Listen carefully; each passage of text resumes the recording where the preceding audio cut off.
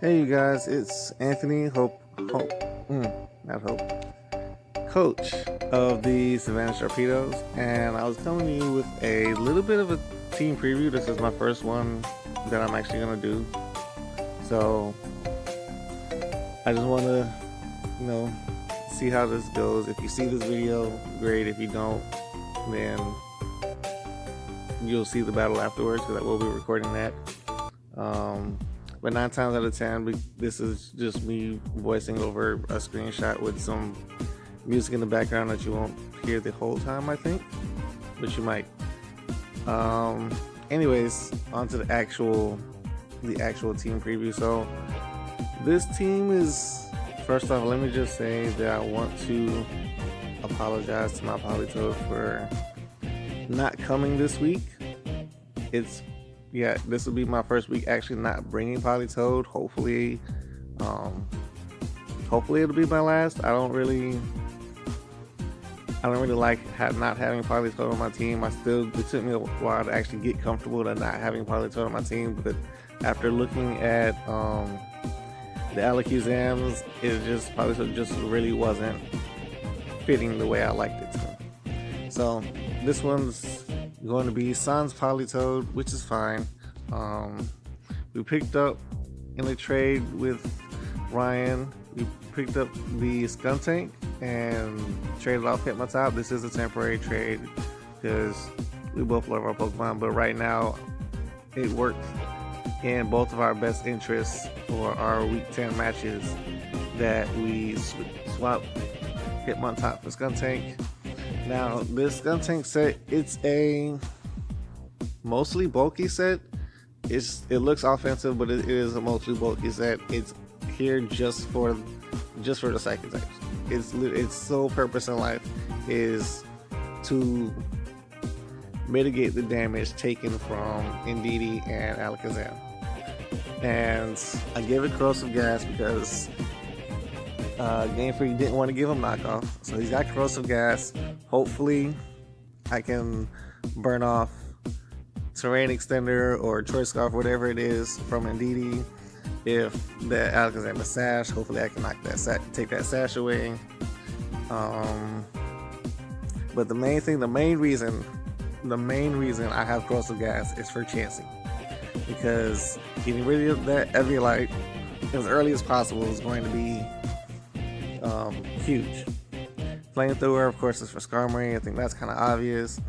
Foul Play is for Seismitoad. It's not going to do that much because I didn't really invest much into Skuntank's attack stat, but Seismitoad it's still a physical threat. Same with Surfetch, even though I know it's resisted.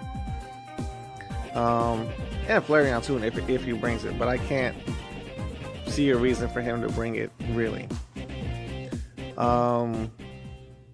Sucker Punch, of course, doesn't work under Psychic Terrain, so it's only going to be used outside of that, of course.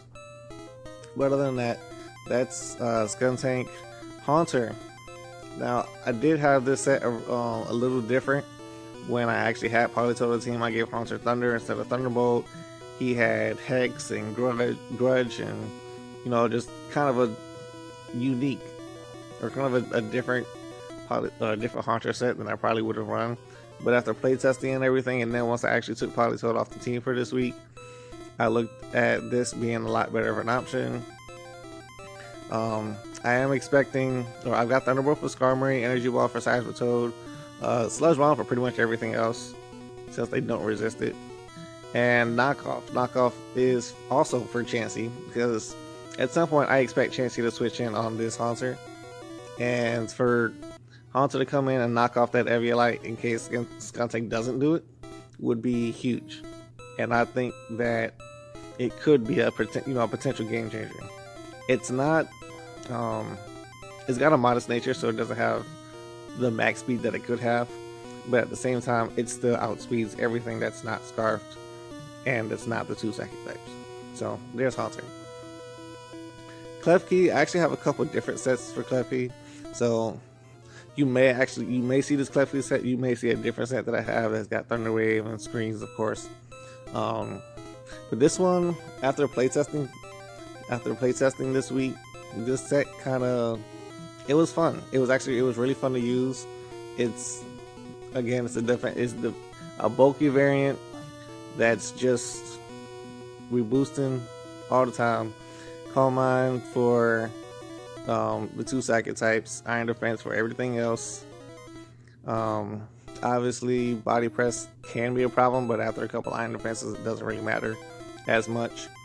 Side Shock is for Chansey, assuming that it doesn't have its heavy light, of course.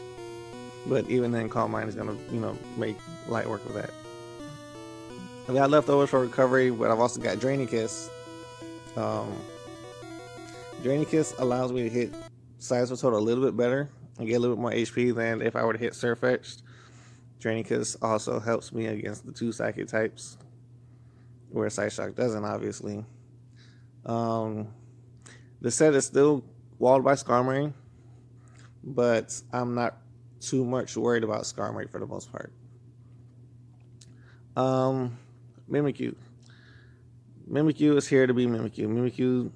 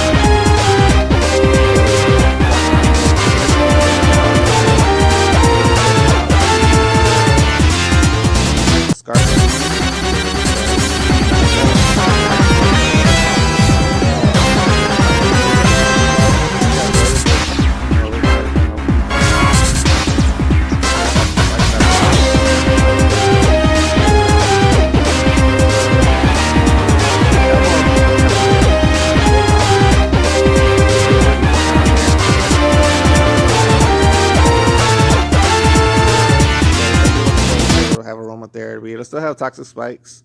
It's going to be a little bit bulkier, but just with playtesting and as bulky as I can safely make it, it's still not going to, take Expanding Force, because Expanding Force on the terrain is just an obscenely powerful move, and that is what it is.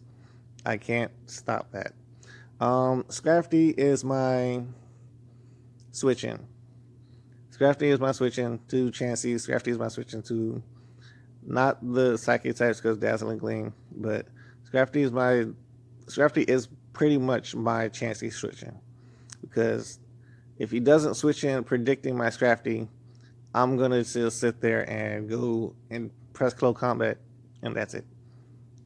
I click Close Combat, I'm hurting something. I'm hurting. I don't know what, but I'm hurting everything that he puts on the field, minus like max defense Seismitoad.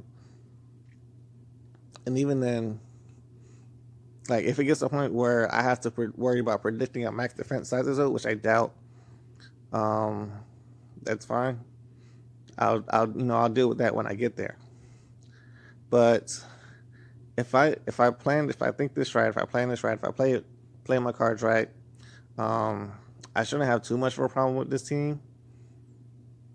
But with a week, well, really 2 weeks worth of play testing, almost every match I played went to timer, and the way I played the timer is I pretty much just what did I do?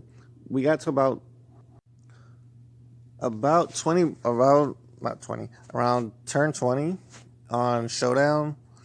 Or normally I give it between turn 20 and turn 22 on Showdown to kind of give myself a somewhat accurate measurement as to how many turns I think we could logically get out of a battle. A lot of the battles went to, turn 30 something, turn 40 something, but normally around between 20 and 22, I would call timer right there, just because between Dynamax animations, if it had happened, but taking into account the Dynamax animations, all the move animations, the turn transitions, everything like that, I tried to come up with what I thought would be an accurate stopping point as far as how many turns I think we could get through before Game Freak said, "Hey, your time's up, time to move on."